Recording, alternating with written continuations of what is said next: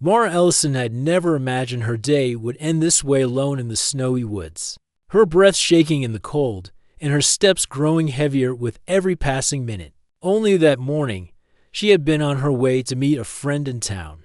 Life had been normal, calm, and predictable.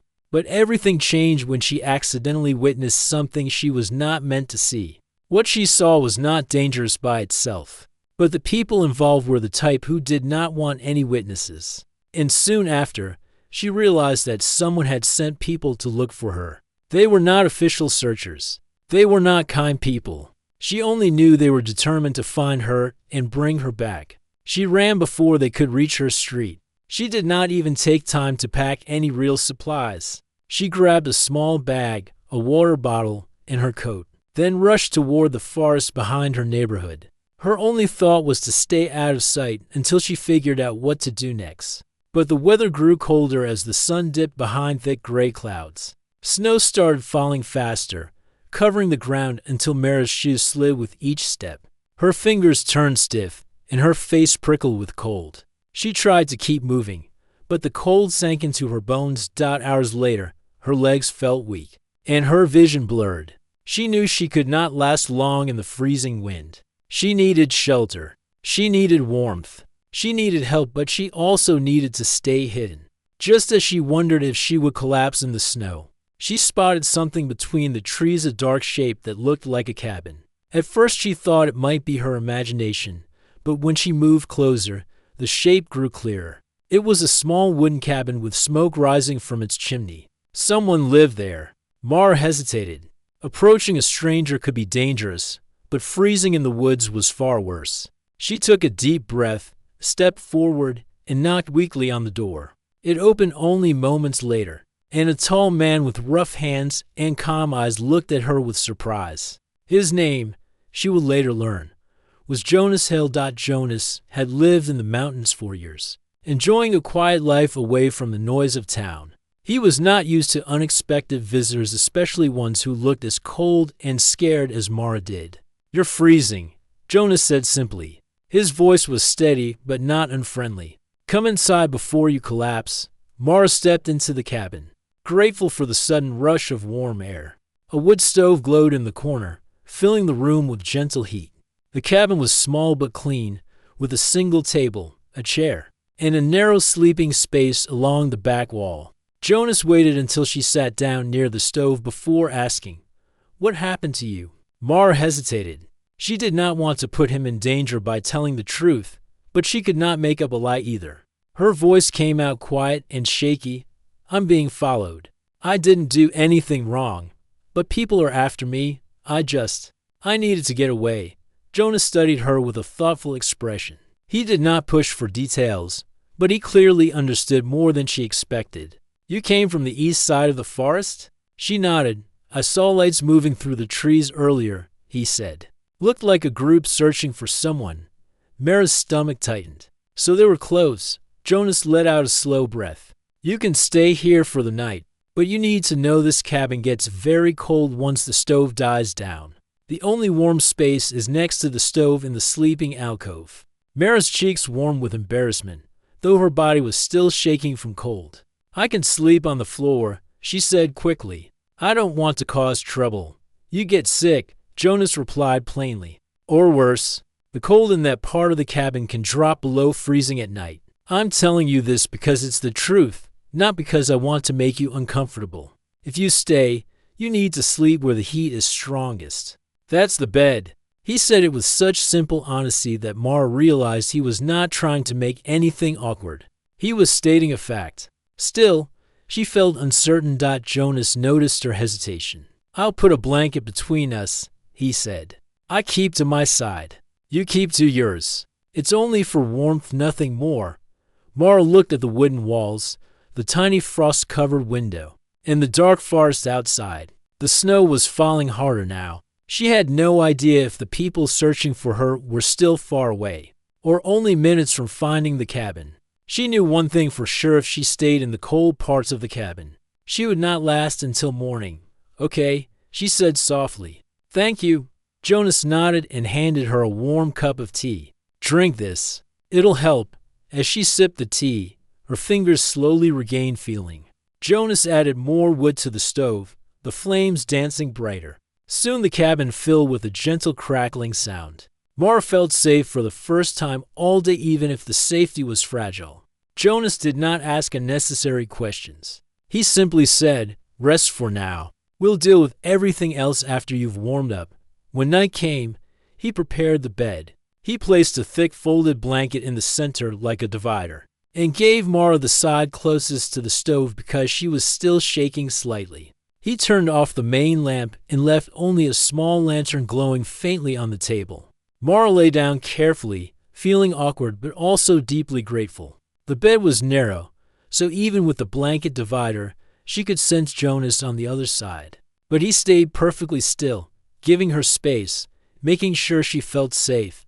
Outside, the wind blew hard against the walls. Snow hit the windows in soft taps. And far in the distance, Mara thought she heard faint voices too far to make out, but close enough to remind her why she was here. She curled into the warm blanket and tried to breathe slowly. She was exhausted, but fear still held her awake. Jonas spoke quietly, his voice calm in the dark.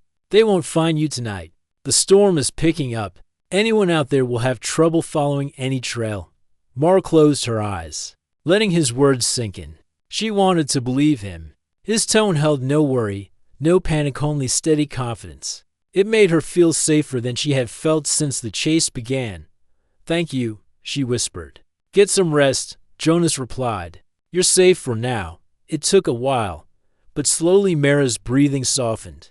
The warmth from the stove reached her, easing the cold deep inside her bones. The fear began to fade just enough for sleep to settle over her. Jonas stayed awake longer, listening to the storm outside, making sure the fire stayed steady. He kept his distance and respected the space between them. To him, helping someone in danger was simply the right thing to do. As the night deepened and snow continued to fall, the small cabin remained a quiet haven, one tiny warm place in a world of cold danger. Mara slept peacefully for the first time that day, unaware that the next sunrise would bring new challenges, new fears, and a deeper connection between her and the stranger who had chosen to help her. But for now, she slept, safe in the warmth of a cabin that had appeared like a miracle in the middle of the frozen woods. Jonas watched over her quietly, hoping the morning would bring answers and a way to keep her safe from the people searching for her. Morning came slowly, as if the sky was unsure whether it should let the sun rise. The storm had left a thick blanket of snow round the cabin, and the world outside looked bright and quiet. Inside, the fire had burned low, but the room still held the last traces of its warmth. Mara opened her eyes and blinked at the soft morning light. For a few seconds, she forgot where she was. Then she remembered the forest, the fear, the cabin, and Jonas sleeping a short distance away on the other side of the blanket divider. He was already awake. He sat on the edge of the bed, putting on his boots and listening intently. When he noticed her sitting up, he gave a small nod. "You slept well," he said. Mara stretched her fingers, grateful that they no longer felt frozen. "I did, thank you. I didn't expect to fall asleep so easily." "You were tired," he replied. "Your body needed rest." Mara felt a little embarrassed, but Jonas spoke in such a simple way that it eased her nervousness. He seemed like someone who said only what mattered. Jonas stood and walked to the window. He moved the curtain slightly and looked outside. His eyes narrowed a little, though not in panic, just careful attention. "What is it?" Mara asked. "Tracks," he said quietly. "Fresh ones. Someone came close to the cabin early this morning." Mara's breath caught. "They were here?" "Close," Jonas said. "Not right up to the cabin, but close enough to check the area. The storm probably slowed them down. They might still be searching the woods." Mara's heart thumped hard, but Jonas remained calm. "We'll need to move soon," he said. "Staying here all day might not be safe." She swallowed. "Do you know a way out?" Jonas turned from the window. "There's an old logging trail a few miles from here. Hardly anyone remembers it. If you follow it, it leads to a ranger station on the far side of the valley. They can help you." Mara nodded slowly. "It sounded like a plan, except for one thing. You said we. You're coming?" Jonas pulled on his thick coat. I should. You don't know the path, and the snow makes everything look the same. It's easy to get lost. Mara felt a mix of relief and guilt. I don't want to drag you into this. Jonas shook his head. You're not dragging me anywhere. I'm choosing to help. His calm tone made her chest loosen a little. She trusted him not blindly, but enough to know she didn't have to face everything alone. They packed quietly. Jonas filled her small bag with food, water, and an extra scarf he insisted she take. When they stepped outside, the cold hit them, but it wasn't as sharp as last night. Jonas locked the cabin door, slid the key into his pocket, and led the way down a narrow path between the trees. The snow reached up to their ankles, but Jonas moved with ease, like someone who had spent years learning the forest's rhythm. Mara followed closely, her boots crunching softly with each step. How far is the logging trail? She asked. Not too far, Jonas said without turning. But we'll need to be careful. Snow covers everything. Even the quietest sound can travel far. Mara nodded. She tried to walk lightly, though her heart pounded loud enough that she wondered if Jonas could hear it. After a while, Jonas slowed. We need to stop for a moment.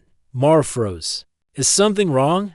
Jonas crouched and touched the snow beside a fallen branch. Someone else walked through here earlier. Not long ago. Mara felt her stomach drop. Are they following us? I don't think so, Jonas said, examining the tracks. They're walking in a different direction, but it means they're still searching this area. Mara took a quiet breath. Why are they so determined? I didn't do anything. Jonas stood up, brushing snow from his gloves. Some people get scared when the truth comes out. They want to hide it at any cost. Mara looked at him sharply. How do you know that? Jonas hesitated for a moment, then said, Because I used to work for the man who sent people to find you. Mara stopped walking. Jonas turned to face her. His expression stayed gentle, but serious. It was years ago. I left when I realized the things happening there were wrong. I didn't want to be part of it anymore. Mara studied his face. She didn't see lies, only a quiet heaviness, like someone who carried memories he didn't want to remember. Why didn't you say anything last night? She asked softly. Because I didn't want you to think you couldn't trust me, Jonas said. But I'm telling you now because you deserve honesty. Mara let out a slow breath. The forest around them felt silent, waiting. Thank you for telling me. Jonas nodded once. We should keep moving. They walked for nearly an hour. The forest opened slightly, and Mara saw a faint path winding down a slope. Jonas pointed to it. That's the old logging trail. She squinted. It looks almost hidden. That's why it's safe, Jonas said. They followed the narrow path. Snow lay thick, but the trail had a gentle downward slope that made walking easier. After another long stretch, Jonas stopped again and raised a hand for silence. Mara listened. At first she heard nothing. Then voices, faint but clear. They were coming from a ridge nearby. Jonas frowned. They're ahead of us. How did they get there? Mara whispered. There are other routes through the valley, Jonas said. They must have split up. Mara's heart beat faster. What do we do? Jonas looked around, thinking quickly. Then he said, There's another way. A small hidden drop on the side of the ridge. You can get past without being seen. You? Mara asked. I'll draw their attention. He said simply. Her eyes widened. No, that's risky. They won't catch me, Jonas assured her. I know these woods better than anyone. I just need to give you a chance to slip by. Mara stepped closer. Jonas, you don't owe me anything. You've already done so much. Jonas gave a faint smile. Sometimes helping someone is simply the right thing to do. And I believe you deserve to make it out of this safely. She swallowed hard. She didn't want to leave him behind. But she also knew arguing would only waste time. He pointed to a narrow gap between two rocks. Go down there. Follow the path until you see a wooden marker. Stay low and don't make noise. Mara's hands shook a little. What if you get caught? Jonas shook his head. I won't. I know how to disappear. He said it calmly, almost lightly. But Mara saw the seriousness in his eyes. Before she left, she whispered, Thank you. For everything. Jonas nodded once. Go. Now. Mara slipped through the rocks, her breath shallow. She crawled along the hidden path just as Jonas stepped out onto the main trail. She heard him step on a branch loudly, on purpose, drawing attention. Voices rose. Not angry, just searching, confused. Mara heard footsteps moving toward Jonas's direction. She didn't hear what he said, but his voice carried steady confidence. Distracting them from continuing down the trail, she moved quickly, heart pounding, following the hidden path until she reached the valley entrance. A small ranger station stood on a hill, smoke rising from its chimney. By the time she reached the door, she was shaking from a mix of relief and worry. The ranger helped her inside, listened to her story, and called the proper authorities. Mara felt safe, but her thoughts kept drifting back to Jonas. A few days passed before she heard news. Jonas had made it out safely. One of the rangers found him walking along a side trail with a minor injury from slipping on ice, but nothing serious. He had avoided the searchers just like he said he would. Mara went to visit him at a small clinic where he was resting. When he saw her enter, he gave the same quiet nod he had given the day they met. "You made it," Jonas said. "Because of you," she replied. Jonas shook his head gently. "You did most of the work." Mara smiled. "Still, I'm grateful." They talked for a long time. Not about fear or danger or the past, just simple things. The forest, the weather, the peacefulness of his cabin. It felt easy, natural. Like the storm and fear they had shared in the cabin had formed an unspoken bond between them. Mara didn't know what would happen next in her life. Jonas didn't know how long he would stay in town before returning to his quiet cabin in the woods. But both of them knew one thing: some connections were made in silence, in trust, in long snowy nights, and careful morning light. And sometimes, the people we meet in our darkest moments become the ones we remember the most.